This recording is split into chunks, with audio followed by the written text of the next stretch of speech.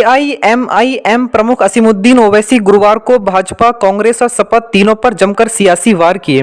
जनसभा में उन्होंने कहा कि आज देश में इस बात की लड़ाई है कि सबसे बड़ा हिंदू कौन है। मोदी, योगी, राहुल और अखिलेश सबसे बड़ा हिंदू बनने की होड़ में लगे हैं। इनकी पार्टियों को चुनाव के दौरान ही मुसलमान की याद आती है। मिशन कंपाउंड में आयोजित जनसभा में असीमुद्दीन ओवैसी ने कहा कि मोदी कहते हैं सबसे बड़े हिंदू हम हैं। प्रधानमंत्री के दूसरे दावेदार योगी कहते हैं कि सबसे बड़े हिंदू हम हैं। अखिलेश और राहुल भी सबसे बड़े हिंदू बनने की होड़ में हैं। राजनीतिक पार्टियां और अखिलेश मुसलमानों को चुनाव के दौरान ही याद करते हैं, पूछते हैं मियाँ जी कूरमा और कबाब कब खिला रहे हो। चुनाव बीतने के बाद मुसलमान इंसान भी नहीं रहता। सबको मथुरा से चुनाव लड़ने का ख्वाब आ रहा है। ओवैसी ने कहा कि यूपी में विधानसभा चुनाव हो रहे हैं तो हर किसी को मथुरा से लड़ने का ख्वाब आ रहा है। बीजेपी के राज्यसभा सांसद हरनाथ हैं, जिन्होंने कहा कि अपने ख्वाब में कृष्ण आए और बोले योगी मथुरा से चुनाव लड़ें, तो अखिलेश ने भी कह दिया कि उनके ख्वाब में श्री कृष्ण आए थे और हमारा ख्वाब है कि दोबारा यहां पर बीजेपी सरकार ना बने। उन्होंने उपस्थित लोगों से कहा कि हिलाकर रख दो बीजेपी को। यदि आप अपने आप को नहीं बदलोगे तो अल्लाह तुम्हें बदल देगा। तुम्हें ख्वाब देखना ही नहीं है, तुम्हें उन्हें पूरा भी करना है। मुसलमानों को यूपी विधानसभा में हिस्सेदारी चाहिए। कम से कम 15 ओवैसी जैसे विधायक उत्तर प्रदेश की विधानसभा में भेजें, तभी ख्वाब पूरे होंगे।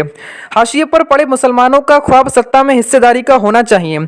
जनसभा को दिल्ली प्रदेश अध्यक्ष कलीमुल हफीज, महाराष्ट्र के पूर्व विधायक, राष्ट्रीय प्रवक्ता वारिस पठान, यूपी प्रदेश अध्यक्ष शौकत अली, माजिद हुसैन ने भी संबोधित किया। मेरे अजीज दोस्तों और बुजुर्गों, इन ख्वाबों को पूरा करने के लिए विधानसभा के चुनाव में उत्तर प्रदेश के मुसलमानों को मुत्तहिदा अपने वोट का इस्तेमाल करना पड़ेगा। हम भी चाहते हैं, हमारी भी कोशिश है, हमारी भी दुआएं हैं कि अल्लाह सुब्हाना व तआला बीजेपी को उत्तर प्रदेश में शिकस्त दे दे, दोबारा यहां पर बीजेपी की सरकार ना बने और यहां पर मुसलमानों की एक हिस्सेदारी की बात करने वाली पार्टी के उसके जिम्मेदारान विधायक बनकर असेंबली में, विधानसभा में जाए, ये भी हमारा ख्वाब है। अब ये ख्वाब अखिलेश का क्या है नहीं मालूम, बिल्ली के ख्वाब में छिछड़े ही नजर आते हैं। ये कहावत है, कहावत है, उनके ऊपर नहीं बोल रहे हैं। मगर अब आपको अपने ख्वाबों को अगर पूरा करना है तो अखिलेश को उठाना है। उठो, अब हम उठ चुके हैं, अब तुम हमको धोखा नहीं दे सकते। आप हिला के रख दो बीजेपी और योगी को जमहूरी तरीके से कि हम बेदार हो चुके हैं, ये हमारे ख्वाब है, हम उसको पूरा करेंगे इंशाअल्लाह ताला। और याद रखो, अगर तुम अपने आप को नहीं बदलोगे तो अल्लाह तुमको नहीं बदलेगा। जो कौम बदलने के लिए तैयार हो जाएगी, रब्बे कायनात तुमको बदल देगा, दुनिया को तुम्हारे सामने बदल देगा। मेरे अजीज दोस्तों और बुजुर्गों, यही चंद अहम गुजारिशात मुझे आप तक कहना था। मजलिस का साथ दीजिए, ये आपकी पार्टी है, मेरी जिंदगी का कोई भरोसा नहीं। कोई कहता है गर्दन उठा देंगे, भाई जो करना है करो, जो करना है करो, मगर मेरा भी एक ख्वाब है, शायद आपका भी ख्वाब होगा कि इस दुनिया से जाने से पहले अल्लाह हमको ख्वाब में रसूल अल्लाह सल्लल्लाहु अलैहि वसल्लम का दीदार करा दे। मेरा भी ख्वाब है कि जब रूह निकली जाएगी तो मेरी जबान पर अशहदु अल्ला इलाहा इल्लल्लाह व अशहदु अन्ना मुहम्मदुर रसूलुल्लाह रहे। तो मेरे साथ लगाइए नारा, नारे तकबीर, नारे तकबीर। बरेली सिटी न्यूज़ में आज आपको मिलवाते हैं ऐसी शख्सियत जो कि विथरी विधानसभा में बहुत ही ज़्यादा चर्चित नाम,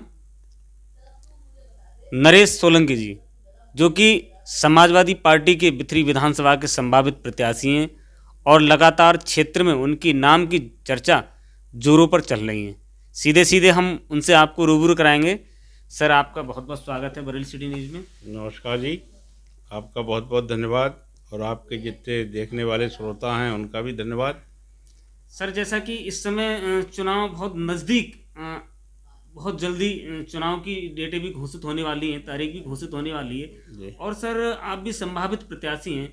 समाजवादी पार्टी अगर आपको टिकट देती है तो आप इस समय जो क्षेत्र में भ्रमण कर रहे हैं, तो किन किन मुद्दों को लेकर आप बात करते हैं अपने वोटरों से। आज समाजवादी पार्टी जो संघर्ष कर रही है वो इस बात का कर रही है कि जो बीजेपी के वादे थे उन वादों के हिसाब से पूरी 5 साल लगभग होने जा रही हैं, कोई भी एक काम उन्होंने जो कहा था उसे पूरा नहीं किया। और जो काम उन्होंने किए वो काम ऐसे थे जिससे केवल पब्लिक को परेशानी हुई है, सुविधा कोई नहीं मिली है। समाजवादी पार्टी इससे पहले भी सरकार में थी और केवल विकास की बात करती थी और हमेशा विकास के बल पे आगे आते थे। आज भी हम उन्हीं मुद्दों को लेके आगे काम कर रहे हैं। समाजवादी पार्टी के राष्ट्रीय अध्यक्ष माननीय अखिलेश यादव जी का आज भी एक ही नारा है कि विकास के नाम पे वोट मांग रहे हैं, काम के नाम पे वोट मांग रहे हैं, झूठ के नाम पे कोई काम ऐसा नहीं कर रहे हैं। और हम भी अगर प्रत्याशी होते हैं, प्रत्याशी बनाया जाता है तो उसी आधार पे केवल जनता के पास जाएंगे कि विकास के नाम पर केवल वोट मांगेंगे और उसी आधार पर चुनाव लड़ेंगे। सर, हमारे दर्शक आपको देख रहे हैं, हमारे दर्शक सर जानना चाहते हैं आप कहाँ के रहने वाले हैं और राजनीति आपने कहाँ से स्टार्ट की सर? मैं बिथरी विधानसभा के ही गांव ग्राम प्रताप भमोरा और ब्लॉक है आलमपुर जाफराबाद। मैं सक्रिय राजनीति में 2004 से हूं और 2004 से मैं लगातार बसपा में था और बसपा के मैंने विभिन्न पदों पे काम किया। मैंने वहाँ पे जिला सचिव के रूप में काम किया, जिला कोषाध्यक्ष के रूप में काम किया, जिला उपाध्यक्ष के रूप में काम किया।